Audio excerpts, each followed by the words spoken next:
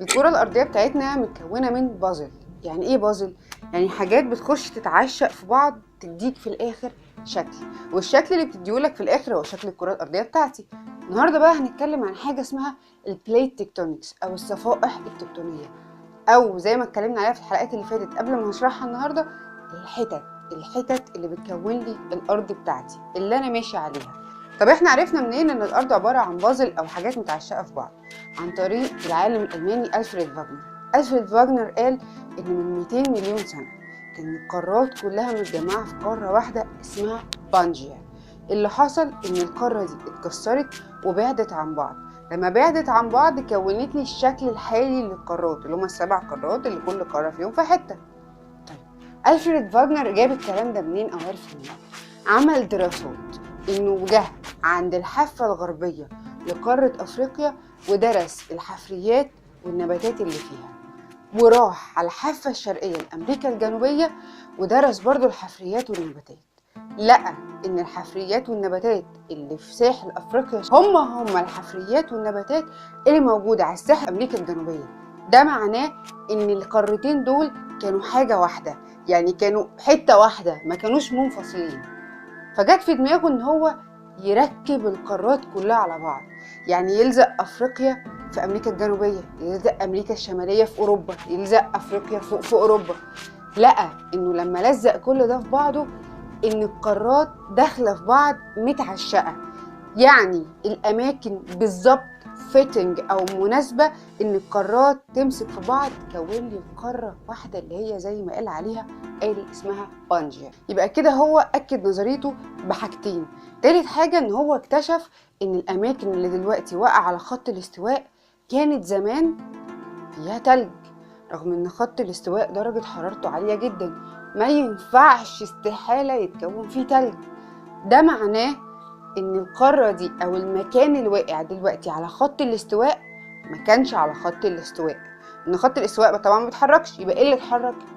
الحتة او المنطقة او القارة اللي واقعة على خط الاستواء. راح جاي ومجمعهم تاني كل القارات مع بعض، اكتشف ان معظم الحتت اللي واقعة دلوقتي في خط الاستواء وفيها تلج كانت كلها حتة واحدة. التلج كان متركز في الحتة دي. ده معناه ان هم انكسروا وانفصلوا عن بعض ومشوا بعيد. رابع حاجة بتأكد كلام فاغنر انه لقى الساحل الغربي لقارة افريقيا التتابع الصخري اللي فيه هو نفس التتابع الصخري الموجود في قارة امريكا الجنوبية. ده كمان لقى الفلطات او الفوالق اللي هنا بتكمل الناحية التانية، معنى كده ان برضو كانت حاجة واحدة. الكلام ده كله اثبت نظرية فاغنر، بس المفاجأة ان النظريه اترفضت من قبل العلماء، لان فاغنر ما حددش ازاي القارات اتحركت. يعني هو قالك ان هم اتحركوا ومشوا، بس ما قاليش اتحركوا ومشوا ازاي. ده يخلي نظريته ناقصه. بعد الحرب العالميه الثانيه بعتوا غواصه عشان تعمل سونار للمحيط او ارض المحيط عشان نبتدي ان احنا نمد كابلات الاتصالات بين الدول. بس كانت المفاجاه ان الغواصه دي بالسونار بتاعها اكتشفت ان الساحل الغربي لقاره افريقيا هو الساحل الشرقي لقارة أمريكا الجنوبية. يعني كلام النظري اللي فاغنر قاله هما جابوه بالسونار، معنى كده إن الحتتين دول أو القارتين دول كانوا حاجة واحدة وانكسروا وانفصلوا وبعدوا عن بعض. ده بيأكد كلام فاغنر. بعد ما شافوا إن الاتنين إن حواف القارتين تقريبا بيركبوا على بعض زي بعض بالظبط، درسوا مغناطيسية الصخور الموجودة على حافة الساحلين. لقوا ان مغناطيسية الصخور بتاعة افريقيا هي مغناطيسية الصخور بتاعة امريكا الجنوبية. خليني اكلمك شوية عن مغناطيسية الصخور، وان هقول لك ان كل صخر ليه مغناطيسية خاصة بيه، خاصة بالمنطقة اللي هو فيه. يعني ما ينفعش تلاقي صخر في مكانين مختلفين ليهم نفس المغناطيسية.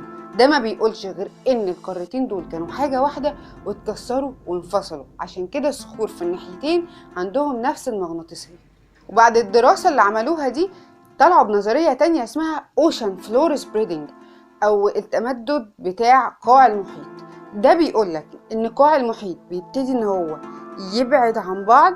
لما تبعد عن بعض بيديني اتصال دايركت بالماجما اللي تحت، اتصال مباشر بالماجما. فلما يبعدوا عن بعض تبتدي الماجما تطلع في الحفرة اللي اتعملت دي وتبرد نتيجة ان المية بتبقى ساقعة، فبتبرد كده. انت عملت حتة جديدة او طلعت حتة جديدة. ايه اللي بيحصل؟ بتبعد برضو الحتة دي عن بعض، فبتطلع الماجما، فبتملى، فبتبرد، بعد كده ترجع تبعد عن بعض تاني، وهكذا. فبتبتدي تطلع وتبرد وتبعد، تطلع وتبرد وتبعد. ده خلاهم يخشوا على النظرية الثالثة اللي هي اسمها بليت تكتونيك ثيوري، ودي اللي قالت لي ان انا عندي 7 ميجور بليتس، يعني 7 بليتس رئيسية و8 فرعية، بس احنا هنركز على الرئيسية. الخريطة اللي قدامنا دي مقسمة الكرة الأرضية لبليتس، كل لون منهم يبقى بليت، يعني الأرض هنا اتقسمت لحتت، 7 حتت رئيسية. في النظرية دي وضحوا ليه بتتحرك وازاي بتتحرك، الحاجات اللي كانت ناقصة فاجنر في النظرية بتاعته. خليني اقول لك الاول بيتحركوا ازاي. هم قالوا ان في 3 حركات بتحصل. 2 بليتس بيبعدوا عن بعض، اللي هما 2 حتتين بازل، يعني بيبعدوا عن بعض او بيقربوا من بعض او بيتحركوا موازي لبعض. خليني اتكلم الاول عن لما بيبعدوا عن بعض. لما بيبعدوا عن بعض، الفتحة اللي بيفتحوها دي عشان تطلع الماجما وتكون فيها حاجة جديدة، لما بيتكون في المحيط اسمه ريدج. من اشهر الريدج الموجودة حاجة اسمها ميد اتلانتيك ريدج. ده عبارة عن حفرة كبيرة قوي بتبتدي ان هي تبعد عن بعض وبيتكون فيها نيو بليتس او صفائح جديدة. انت لما بتبعد بتدي الماجما زي ما قلنا المساحة انها تطلع وتقعد وتبرد فيها، فبتكون لي بليت جديد. طبعا الريدج ده بيعمل لي منطقة براكين، وطبعا البراكين بتصحبها زلازل، فالمناطق بتاعت الريدج دي اللي بتبقى موجودة في المحيط بتبقى مليانة زلازل ومليانة براكين. عندي بقى دي لو حصلت في اللاند مش في الاوشن، او حصلت في الكونتيننتال. الكونتيننتال دي يعني البر، الارض اللي احنا ماشيين عليها. فلما تحصل في الكونتيننتال تعمل لي حاجة اسمها ريفت.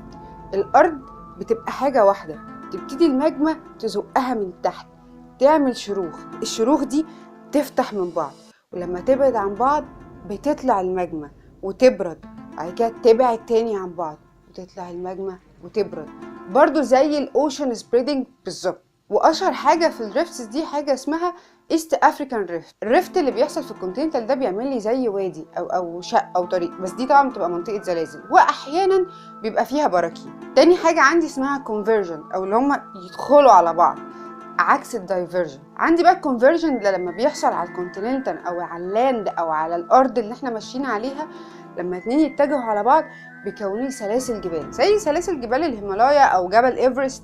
2 بيخشوا يطلعوا لفوق بيكونوا لي جبال، او واحده بتنزل تحت التانيه والتانيه تطلع برضو تعمل لي جبال. تاني حاجه لما يبقى عندي 2 اوشن، يعني 2 بليتس او صفيحتين ارضيتين في البحر، يبتدوا ان هم يتجهوا ناحيه بعض، ده بيعمل لي حاجه اسمها ترنش. يعني ايه ترنش؟ يعني خندق، ان انا عندي حاجه كده وحاجه لما بيتجهوا ناحيه بعض، الاولد او اللي عمره اكبر بيبتدي ان هو ينزل تحت ويسيح، بيعمل لي زي شق او فرق، يعني بتبقى حاجه عامله كده بالظبط. تمام. الحته دي بتبقى منطقه براكين، بتعمل لي فولكانيك ايلاند، اللي هي البراكين تبقى جنب بعض كتير كده وتبرد وتخمد شويه تعمل لي ايلاند، زي كده سلسله جزر هاواي. هتلاقي هي عباره عن براكين كتير جنب بعض وخامده، فعامله لي جزر جنب بعض. خلي بالك ان الترنش ده بيبقى منطقه زلازل قويه جدا. تالت حاجه بقى، لو انا عندي اوشن وكونتيننتال، يعني صفيحه من المحيط وصفيحه من البر او الارض اللي احنا ماشيين عليها، ايه اللي بيحصل لما بيخشوا على بعض؟ الاوشن او المحيط بتنزل تحت الكونتيننتال، بتنزل تحت اللاند اللي عندي. ايه اللي بيحصل بقى في الحته دي؟ بيحصل زي الاوشن، بيحصل ترند، الاحتكاك اللي بيحصل بين البليتس بيعمل لي زلازل، وبينزل البليت تحت، درجه الحراره بتبقى عاليه، بيسيح، بيقل كثافته، بيبتدي يطلع فين؟ في الحته بتاعت الكونتيننتال، بيعمل انفجارات وبيعمل لي براكين. زي ما قلنا المره اللي فاتت في الزلازل حاجه اسمها رينج اوف فاير. رينج اوف فاير دي نتيجه ان في بليت من الاوشن نازل تحت قارات كتير جدا. شايفين كل الحاجات المتعلمه دي مناطق الزلازل والبراكين اللي موجوده على حواف الرينج اوف فاير او المحيط اللي عندي. هنلاقي ان هي كلها المحيط في النص وحواليها الكونتيننتال او القارات. ده نتيجه ان البليت بتاعت المحيط دي نازله تحت كل القارات اللي انتوا شايفينها دي، فعامله ترنش بالطول بتاع الرينج اوف فاير. فده بيخلي المنطقه دي عباره عن نشطه جدا كبراكين وزلازل. اخر حاجه بتحصل عندي الترانسفورم، او الحاجات او البليتس اللي بتتحرك بطريقه موازيه لبعض، بتتحرك كده. طبعا الحركه دي بتعمل لي احتكاك في المنطقه دي، بتبقى منطقه زلازل قويه قوي. واشهر مثال للترانسفورم ده حاجه اسمها سان اندرياس فولت او الفالق بتاع سان اندرياس اللي هو واقع في كاليفورنيا. كده احنا قلنا بيتحركوا ازاي، بيتحركوا ليه، ايه السبب اللي بيحرك لي البليت دي.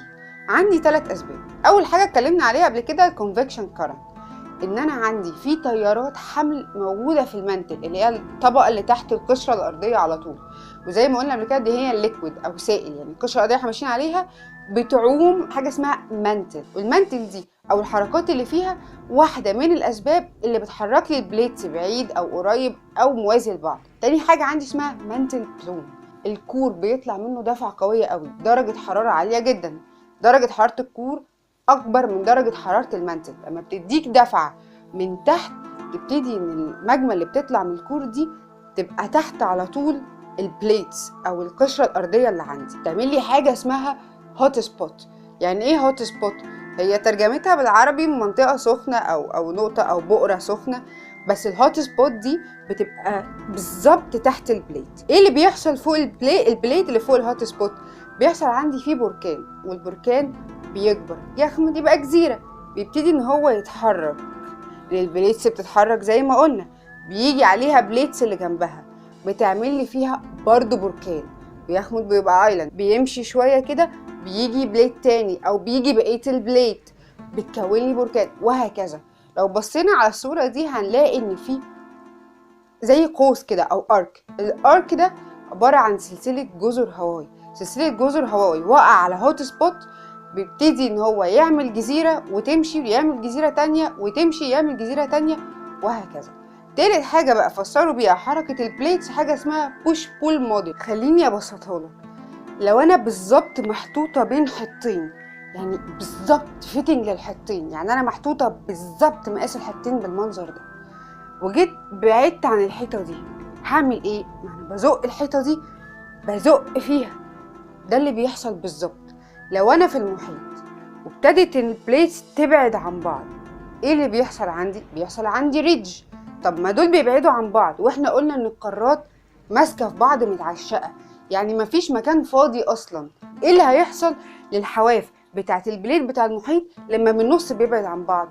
بيبتدي انه يصطدم باتنين كونتيننتال، مثلا باتنين كونتيننتال بينزل تحت بعض. دي البوش بول موديل، ان انا بزق من حته وانزل من حته، يعني انا ببعد من النص فاوريدي بيحصل لي ان انا بنزل من الناحيه التانية. خليني اقول لك ان لما بيحصل ريدج وبيبعدوا عن بعض، مش عندي الماجما بتطلع وتعمل لي بليت جديده. ايه اللي بيحصل الناحيه التانية؟ الناحيه التانية ان حرف البليت بتاع المحيط بينزل تحت الكونتيننتال او بينزل تحت اللاند، الارض اللي عندي اللي انا ماشيه عليها، بيبتدي ان هو يسيح تحت. يعني انا بعوض الحته اللي بتيجي جديده بحته تانية بتسيح قصادها. الارض ماشيه كده، ماشيه بسيستم معين، ما ينفعش انه يحصل فيه خلل، لان لما بيحصل خلل بتحصل كوارث. البليت تكتونكس دي تعتبر من اهم الحاجات الموجوده في الجيولوجيا، لان هي بتقولك ان الارض دي بتتحرك مش ثابته، كل حاجه حواليك بتتحرك بس بنظام معين وبتكنيك معين. لازم تعرف ان القشره الارضيه متعشقه في بعض، الحتت دي بتبعد وبتقرب وبتتحرك بارل لبعض. خليني اقولك ان العلماء دلوقتي بقوا بيرصدوا الحركات بتاعه البليت دي عن طريق الجي بي اس. كده انا خلصت البليت تكتونكس. متنساش تعمل سبسكرايب عشان تشوف الحلقات اللي جايه، ويا ريت ترجع تشوف الزلازل والبراكين والتسونامي. لو انت اتفرجت على الحلقه دي بعد كده اتفرجت على الحلقات التانية هتوصل لك اسرع، ولو انت اتفرجت على الحلقات اللي فاتت وما فهمتش منها حاجه اتفرج على الحلقه دي وارجع اتفرج عليهم تاني، الموضوع هيبقى بسيط. خليني اقول لك مفاجاه، افريقيا رايحه على اوروبا، مش انت لوحدك ولا احنا، لا افريقيا كلها كقاره رايحه اوروبا. ده ان شاء الله كده كمان كذا مليون سنه. القارات دي بطيئه شويه، بتتحرك من انش ل 6 انش في السنه، فيعني ان شاء الله احفاد احفاد احفاد احفاد احفاد احفاد احفادك ممكن ان هم يروحوا اوروبا بالسهوله دي. ما تنساش تعمل سبسكرايب.